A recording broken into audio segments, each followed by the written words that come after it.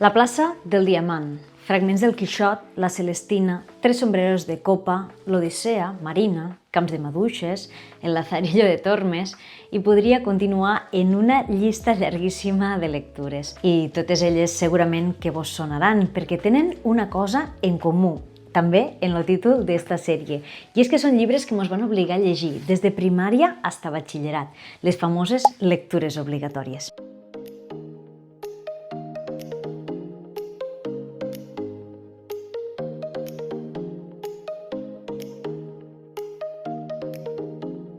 Després de més de 10 anys fent-nos llegir llibres a l'alumnat, encara, malauradament, hi ha joves que arriben als cicles superiors o a batxillerat en greus problemes no només d'ortografia, de gramàtica o de sintaxi, sinó que també de comprensió lectora, tant en català com en castellà.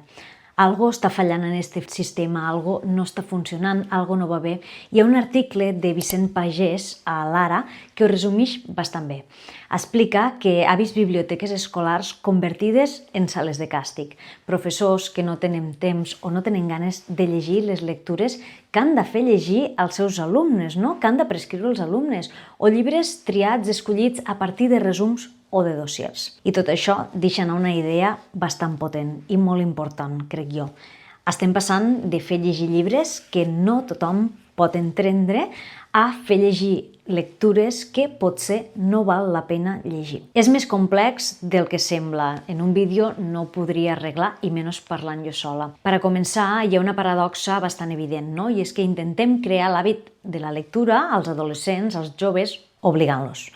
I què passa quan obligues a un jove a algo? Doncs que genera rebuig, I en aquest cas és un rebuig cap als llibres i cap al fet de la lectura.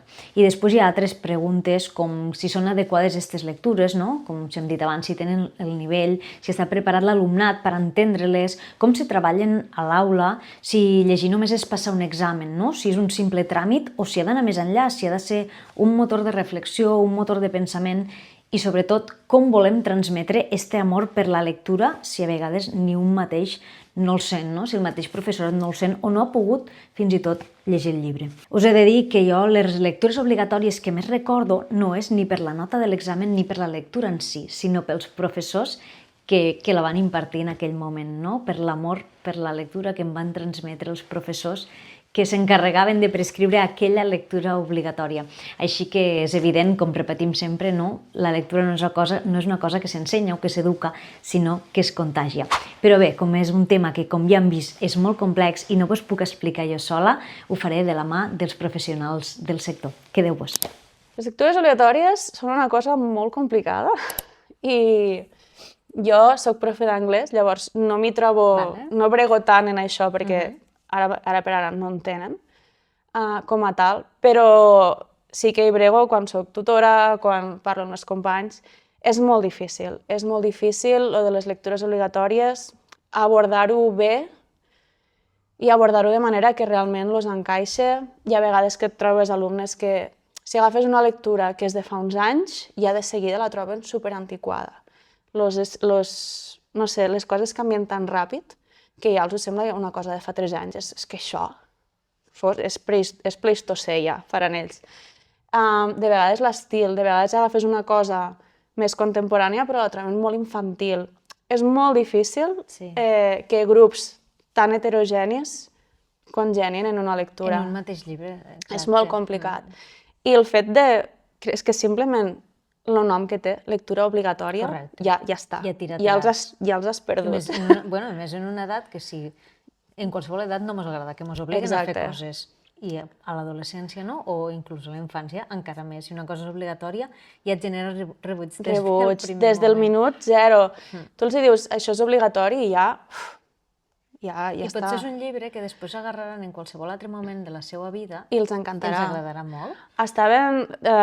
És curiós perquè tenia uns alumnes l'any passat que havien llegit este de primavera-estiu. Sí, Marta Rojals. I els havia encantat i estaven, ostres, és que això...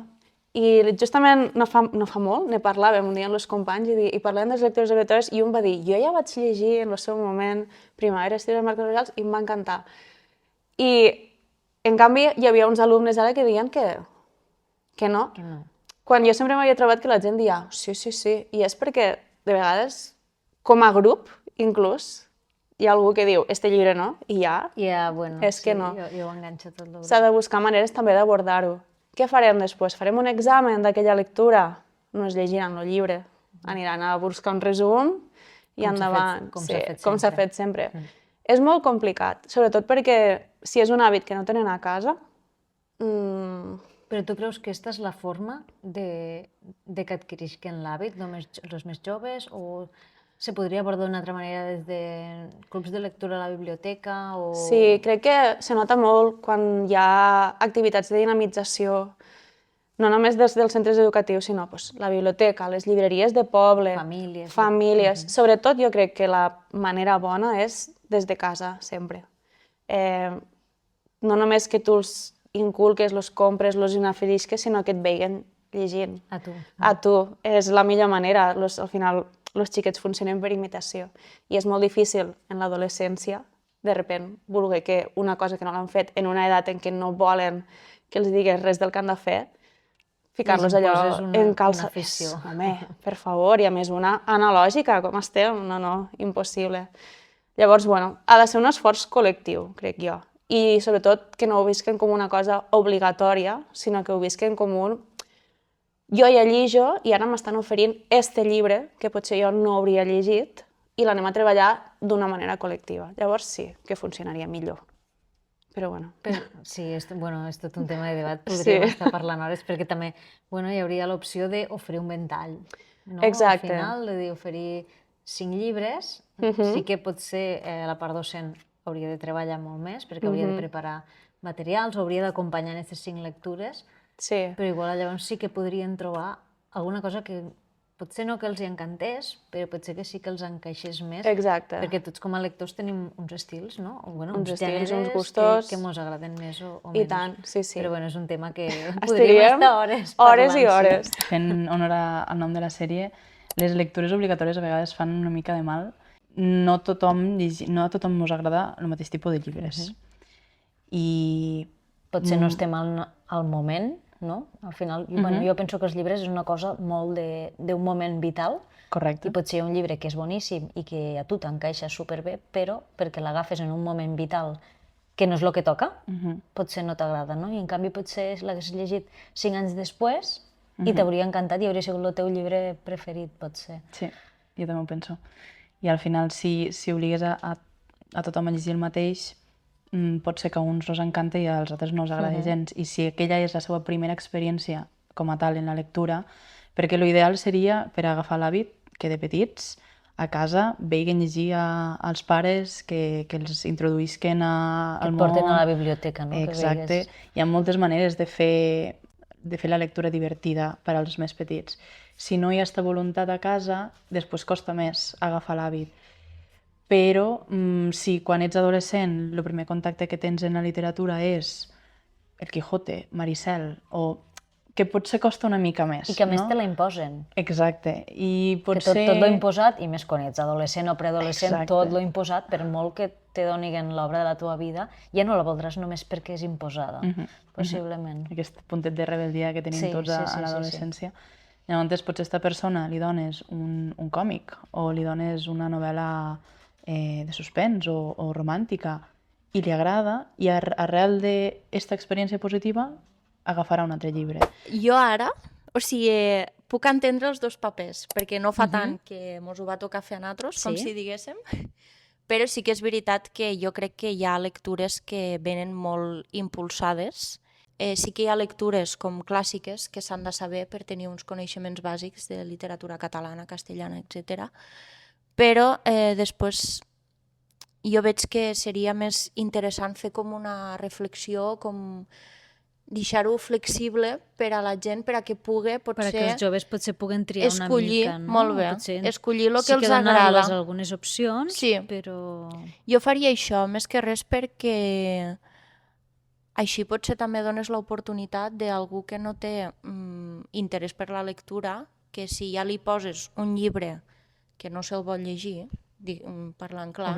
Sí, claro, quan t'obliguen a fer una cosa encara la fas amb menys ganes. Claro, potser si li donéssim l'oportunitat de dir, mira, escull un llibre que vols i a final de curs o a final de trimestre me fas una reflexió o d'alguna forma avaluar que s'ha llegit el llibre o no, i jo ho faria així, trobo.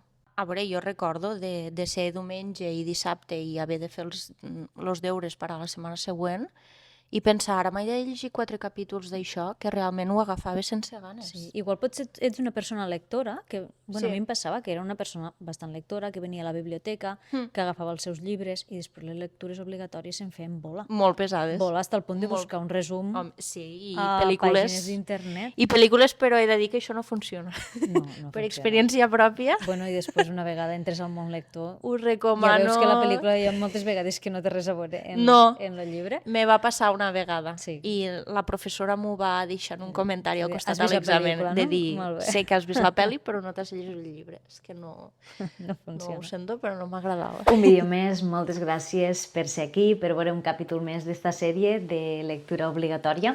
I ja ho sabeu, també em podeu seguir a les meves altres xarxes socials, a Instagram i a TikTok, com les ulleres de llegir, i mos veiem aviat en un capítol, vos he de dir, molt, molt especial, que me n'anem de viatge, ja el veureu.